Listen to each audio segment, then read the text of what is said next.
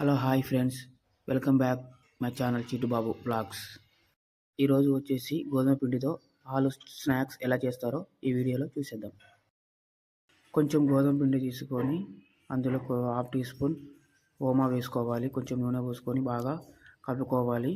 దాన్ని పక్కకు పెట్టుకున్న తర్వాతకి 3 ఆలుగడ్డలు తీసుకొని వాటిని కట్ చేసి ఒక పెనం తీసుకొని అందులో వాటర్ పోసి ఆలుగడ్డలు బాగా ఉడికించుకోవాలి.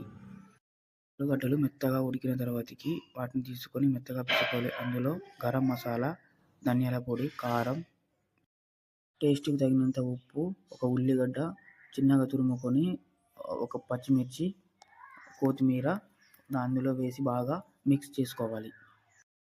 మనం ముందుగా కలిపెట్టుకున్న చపాతీ పిండి చపాతీలాగా చేసుకుని దానిపై ఆలు మిక్స్ని పెట్టుకొని చపాతీ ఫోల్డ్ చేసుకొని చిన్న చిన్న పీసులుగా కట్ చేసి ఆయిల్లో వేసుకోవాలి.